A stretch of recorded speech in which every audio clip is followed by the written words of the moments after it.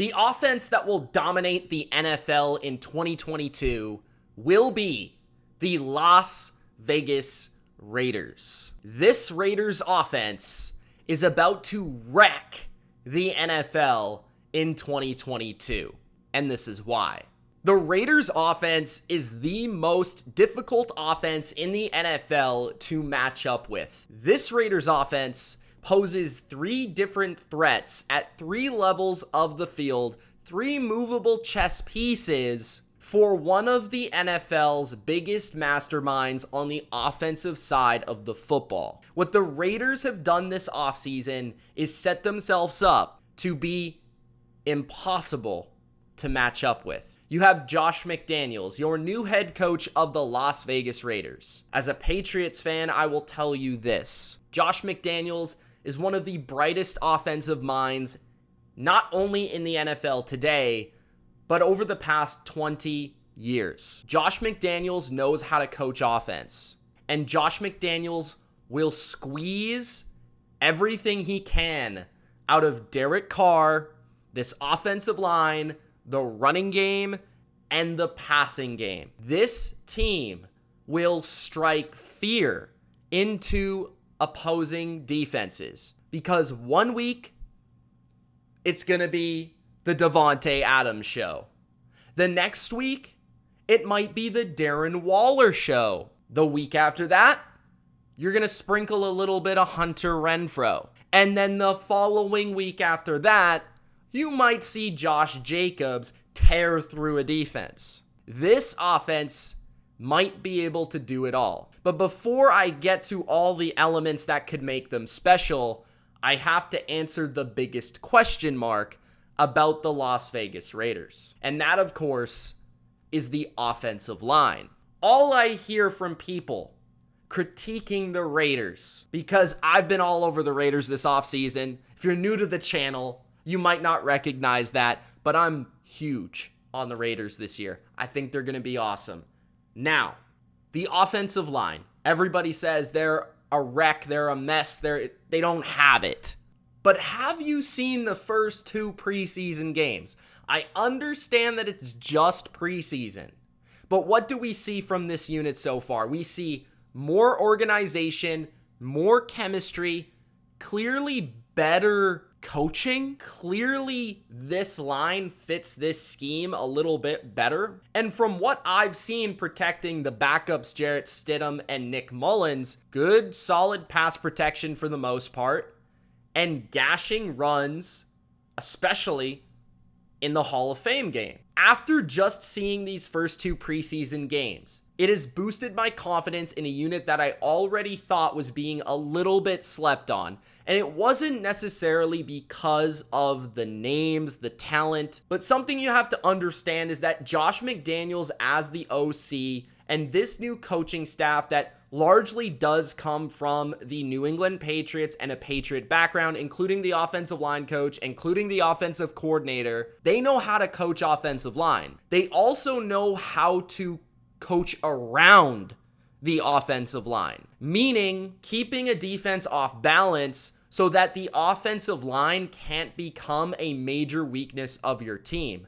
That means getting a run game going, getting those offensive linemen moving forward. That means screen game to the wide receivers, to the running backs, to the tight ends, keeping those pass rushers on their toes. You've already seen the progress that this offensive line has made under this coaching staff.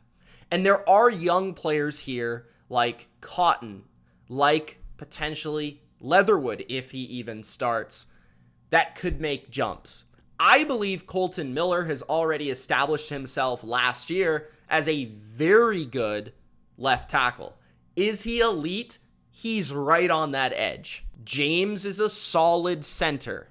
I believe John Simpson can play. Brandon Parker isn't a bad swing tackle. They drafted a 3rd-round guard. So there's plenty of depth here on the offensive line to be able to establish a quality 5 that plays together as a unit. This is something that people must understand about offensive lines. It's not all about the individual talents. It's not all about this guy was a 1st rounder, this guy was a 1st rounder. It's more about scheme than anything else, and it's about how these players play within this scheme and how they communicate with each other. Offensive line is a unit. Offensive line is not an individual position. From what I've seen so far, the Raiders have succeeded in upping the quality of this line from last year. A line last year that was not good by many metrics, but yet a line that still was able to get this team to the playoffs. And if you add a mind like Josh McDaniels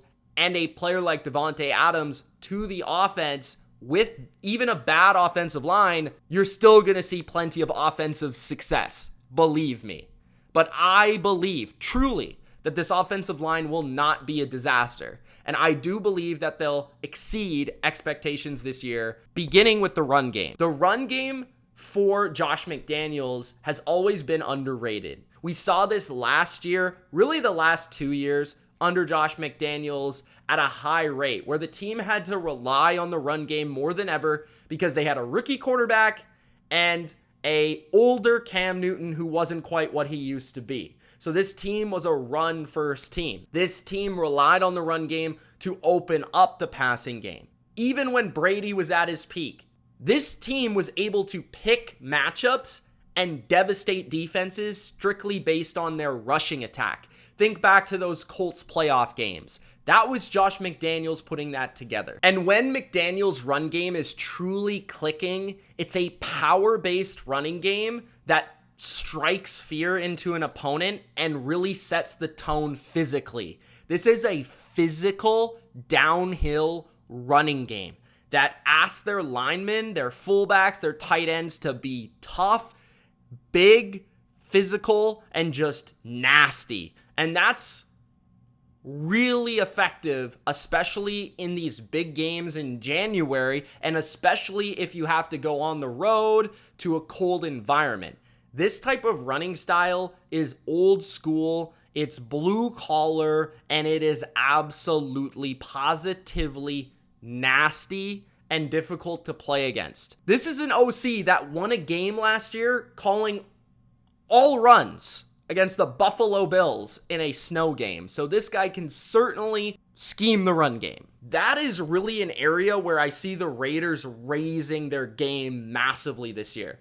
Even if the offensive line isn't much better than last year, even if they are not much better, this run game will be so much more diverse and so much more effective scheme-wise that it's going to be more challenging to defend, which is going to open up holes for Josh Jacobs and company and then open up the play action. This is where Derek Carr has been pretty effective under John Gruden the last couple of years, but this is going to be a little bit different in terms of the run game, marrying the play action game. With McDaniels' play action, you'll see often pulling blockers, pulling linemen to be able to set up defenses, thinking that a run is coming, and then the quarterback quickly pulls it back for a quick crosser over the middle or an absolute dime down the field. That is what you're going to see. You're going to see a run game that opens up easy, intermediate passes for Derek Carr. And it's also going to activate the tight ends more into this offense. Speaking of the tight ends, we have Darren Waller and Foster Moreau, two tight ends that I think are pretty darn good at football. Starting with Darren Waller, who is a mismatch nightmare. And I know and I have heard that the Raiders absolutely adore Darren Waller. I think he's going to have a huge season this year. And they've called him one of the freakiest of the freaks in the NFL that they've ever seen, comparing him to the likes of Rob Gronkowski. Darren Waller is not only just a receiver in a tight end's body. This guy has physicality, has toughness, can move around a formation, can catch the ball over the middle, can create yards after catch, can line up out wide as the X receiver and go deep. He can do everything. He can play in the slot. He can play in line. Darren Waller is a mismatch nightmare, and he's not even really the number one guy that most defenses are going to have to pay attention to, which is an absolute problem. Imagine if like Rob Gronkowski and Randy Moss played in the same offense under Josh McDaniels. That would have been nightmares for teams. Foster Moreau is another quality tight end that's going to allow the Raiders to have diversity within their personnel. You're going to allow Darren Waller to play out wide at receiver sometimes, opposite of Davante Adams, keeping Renfrow in the slot. You're going to have Waller play in the slot occasionally. You're going to have Waller move around because of Foster Moreau, because of how much they believe in his talents and what he can do as well, not only as a blocker, but also a receiver. He's a well-rounded inline tight end who's going to allow the movement and oftentimes motion from Darren Waller within this offense. There's a reason McDaniels brought in Jakob Johnson from New England. He wanted this big monster of a fullback to be able to go from 5 wide to 12 personnel to 11 personnel to then let's get the big I formation in there and let's just smash the faces of teams. That's something that I've always admired about McDaniels, is the game-to-game, week-to-week philosophy of his game plans. He's going to lean on whatever he believes is going to give his team the biggest opportunity to win the game. And offensively, one week it might be the run game, it might be Renfrow, it might be Waller, it might be the play action. There's going to be so many different elements that you Raiders fans are going to love what you see, but you're not going to really understand the team's identity because it's going to change every week. You're not going to know how an offense is going to play, your offense is going to play every given week in terms of what they're going to attack a defense with. If this all goes well, you're going to be able to play big power football one week and then spread it out and shred a defense through the passing game 40 times in a week. And that all really comes down to the trust in Derek Carr. Derek Carr, to me, I've said it many times, is the most underrated quarterback in football right now, and I stand by that. And I personally, truly believe that he is, without a doubt, the most underrated general in the NFL when it comes to at the line of scrimmage, reading a defense, seeing things before they happen, and being able to get his offense in the right play. This is something that's going to be easy for McDaniels because he spent so many years with Tom Brady. So giving all the power to Derek Carr at the line of scrimmage to be able to do his own thing and be able to dictate his matchups. What McDaniels also does very well that's also really going to help Derek Carr is a couple of things. McDaniels' offense oftentimes has plays where there is a different route to beat every coverage within the offense.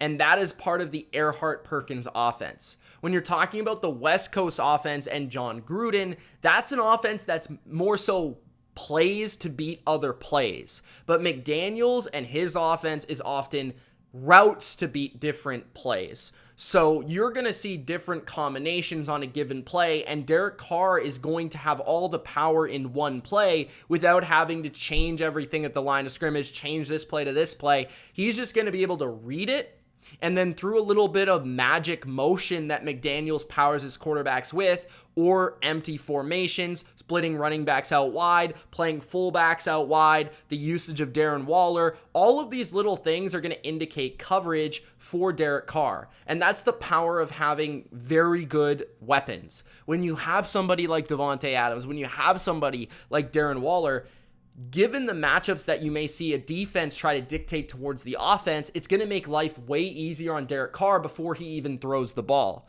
Forget about getting open. Forget about receiving the football. I'm just talking about what's a defense doing? Are they playing zone or are they playing man? You're going to be able to tell just based on how the team tries to cover Darren Waller when he's split out wide, or Davante Adams when he's in the slot, or Hunter Renfrow when he's in the backfield. There's so many different things that McDaniels is going to give this offense that I just don't think people realize is going to be a part of this offense. Then you talk about Davante Adams and the power that he may bring this offense. Not only is he phenomenal talent and an incredible off the line of scrimmage player in terms of his releases, and his route running is so crisp and sound. He's going to get open for you, and you can't single team this man. This was the most double-teamed receiver in football last year, which also means that Darren Waller and Hunter Renfrow are going to see better matchups, which also means that the run game is going to see less attention in the box because you have to pay attention towards Davante Adams. And the way that McDaniels may utilize him in motion and around a formation is going to be tough in itself. But he's an incredible football player with an incredible football mind and still playing at the peak of his powers physically. Hunter Renfrow is the best short route runner in football. Is he a dynamic threat down the field? Absolutely not, but he is so difficult to cover within 5 to 10 yards. And that's something that McDaniels has, I'm sure you've heard this, had some recognition with. He had Julian Edelman. He had Danny Amendola. He had Wes Welker. All of these players, yes, were all white, but also were very similar to Hunter Renfrow in other ways, given their route running skill sets, their quickness, their twitchiness, and their detail in their routes. I think Renfrow could see a lot of success in the slot here, which has always been the oftentimes most targeted position in the Patriots scheme in the past, which has always basically been the McDaniels scheme. One of the biggest issues for the Raiders last year offensively was probably the red zone offense, where they were dreadful at times.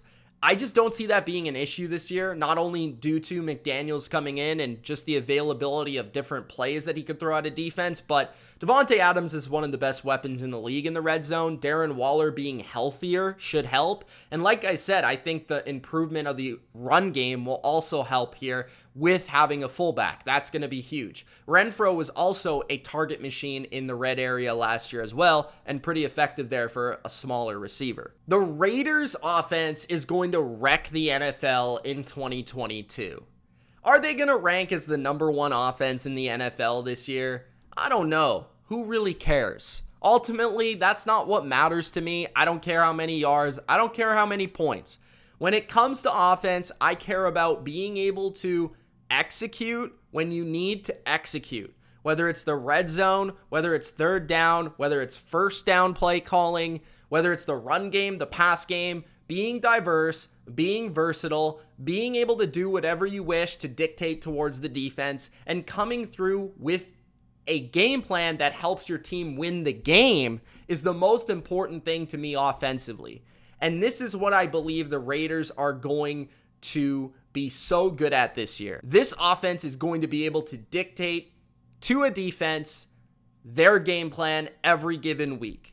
This offense is going to set up their defense, their special teams, and their team for wins this year. This team is going to be able to play ball possession. This team is going to be able to score quick. This team is going to be good in 2-minute situations. They're going to be detailed, and they're going to score once they get to the red zone. This offense is going to absolutely dominate this year. I'm very excited to see it. And I think it gives them a huge opportunity to be very competitive, not only in the AFC West, but in the AFC in general. Let me know what you guys think of the Raiders offense in 2022. Personally, I love it.